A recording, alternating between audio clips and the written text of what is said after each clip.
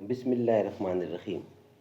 وی log number ہے 145 145 اور آج پہلی قسط ہے اور پیج ہے 102۔ معارف و مسائل، معارف القرآن جلد نمبر 2، سورۃ آل عمران نمبر 3 اور آیت نمبر ہے 85۔ ناظرین، روزانہ کی بنیاد پر ہم آپ کے سامنے قرآن کریم کا ترجمہ، تشریح، تفسیر اور تلاوت پیش کر رہے ہیں۔ اس کتاب کا ٹائٹل ہے معارف القرآن جلد نمبر 2، سورۃ آل عمران سے لے کر سورۃ النساء تک، پارہ نمبر 3 رکوع نمبر ہے 9 سے لے کر پارہ نمبر 6 کا رکوع نمبر ہے 4۔ رائٹر ہیں اس کتاب کے حضرت مولانا مفتی محمد شفیع صاحب عثمانی رحمۃ اللہ علیہ، جو کہ مفتی اعظم پاکستان ہیں۔ نحمده ونصلي على رسوله الكريم، بسم الله الرحمن الرحيم۔ قال النبي صلى الله عليه وسلم: خيركم من تعلم القرآن وعلمه۔ بہترین لوگ وہ ہیں جو خود بھی قرآن پڑھیں، دوسروں کو پڑھائیں، سکھائیں اور لکھائیں۔ ایک دن رسول پاک نے اصحاب سے کہا، دیں مال را حق میں جو ہو تم میں مالدار۔ ایک دن رسول پاک نے اصحاب سے کہا، دیں مال راہ حق میں جو ہو تم میں مالدار۔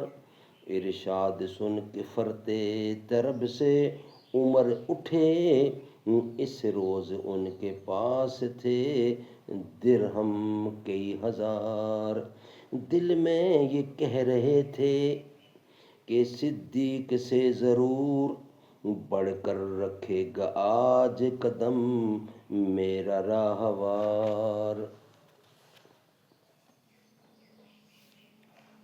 ناظرین، وی لاگ نمبر 145 پہلی قسط اسلام کی تعریف اور اس کا مدار نجات ہونا۔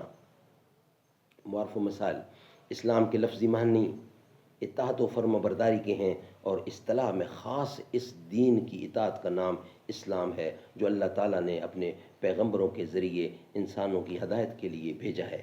کیونکہ اصول دین تمام انبیاء علیہم السلام کی شریعتوں میں ایک ہی ہیں، پھر لفظ اسلام کبھی تو اس عام مفہوم کے لیے استعمال کیا جاتا ہے اور کبھی صرف اس آخری شریعت کے لیے بولا جاتا ہے جو خاتم النبیین صلی اللہ علیہ وسلم پر نازل ہوئی۔ قرآن کریم میں یہ دونوں طرح کے اطلاقات موجود ہیں۔ انبیاء سابقین کا اپنے آپ کو مسلم کہنا اور اپنی امت کو امت مسلمہ کہنا بھی نصوص قرآن سے ثابت ہے، اور اس نام کا خاتم الانبیاء کی امت کے ساتھ مخصوص ہونا بھی مذکور ہے۔ وَسَمَّاكُمُ الْمُسْلِمِينَ مِن قَبْلُ وَفِي هَذَا۔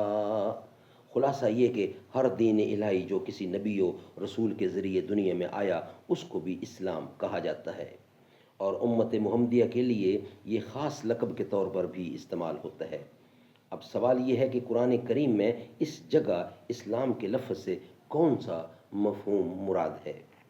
صحیح بات یہ ہے کہ دونوں میں سے جو بھی مراد لیا جائے نتیجے کے اعتبار سے کوئی خاص فرق نہیں پڑتا، کیونکہ انبیاء سابقین کے دین کو جو اسلام کا نام دیا گیا ہے وہ ایک محدود طبقہ اور مخصوص زمانے کے لیے تھا۔ اس وقت کا اسلام وہی تھا، اس طبقہ اور امت کے علاوہ دوسروں کے لیے اس وقت بھی وہ اسلام معتبر نہ تھا، اور جب اس نبی کے بعد اور کوئی نبی بھیج دیا گیا تو اب وہ اسلام نہیں رہا۔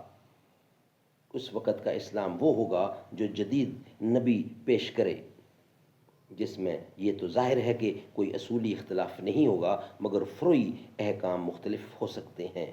اور خاتم الانبیاء صلی اللہ علیہ وسلم کو جو اسلام دیا گیا وہ ناقابل نسخ و دائمی تا قیامت ہوگا، وہ ناقابل نسخ دائمی تا قیامت رہے گا، اور حسب قاعدہ مذکورہ آپ کی بعثت کے بعد پچھلے تمام ادیان منسوخ ہو گئے۔ اب وہ اسلام نہیں بلکہ اسلام صرف وہ دین ہے جو حضرت صلی اللہ علیہ وسلم کے واسطے سے پہنچا۔ اسی لیے احادیث صحیحہ معتبرہ میں ہے کہ رسول اللہ صلی اللہ علیہ وسلم نے فرمایا کہ آج اگر حضرت موسیٰ علیہ السلام زندہ ہوتے تو اس وقت ان پر بھی میرا ہی اتباع لازم ہوتا۔ اور ایک حدیث میں ارشاد فرمایا کہ قرب قیامت میں حضرت عیسیٰ علیہ السلام نازل ہوں گے تو وہ باوجود اپنی وصف نبوت اور عہدہ نبوت پر قائم رہنے کے اس وقت بھی وہ آپ ہی کی شریعت کے اتباع کریں گے۔ ناظرین، اسی لیے اسی جگہ خواہ اسلام کا مفہوم عام مراد لیں یا مخصوص امت محمدیہ کا دین مراد لیں، مراد لیں، نتیجہ دونوں کا ایک ہی ہے کہ خاتم الانبیاء صلی اللہ علیہ وسلم کی بعثت کے بعد صرف وہی دین اسلام کہلائے گا جو آپ کے ذریعے دنیا کو پہنچا، وہی تمام انسانوں کے لیے مدار نجات ہے۔ آیت مذکورہ میں اسی کے متعلق ارشاد فرمایا گیا کہ اسلام کے سوا کوئی دوسرا دین جو شخص اختیار کرے گا وہ اللہ کے نزدیک مقبول نہیں۔ اس مضمون کی مزید تفصیل اس سورت کی آیت ان الدین عند اللہ الاسلام کے تحت صفحہ نمبر 33 جلد 2 میں گزر گئی ہے۔ ناظرین، یہ ویلاگ ہمارا کمپلیٹ ہوا۔ نیکسٹ ویلاگ میں انشاءاللہ بقیہ حصہ ہم آپ کے سامنے رکھیں گے۔ دلوں سے غم مٹاتا ہے محمد نام ایسا ہے، نگر اجڑے بساتا ہے محمد نام ایسا ہے، کوئی یعقوب سے پوچھے کہ یوسف مل گئے کیسے، یہ بچھڑوں کو ملاتا ہے محمد نام ایسا ہے۔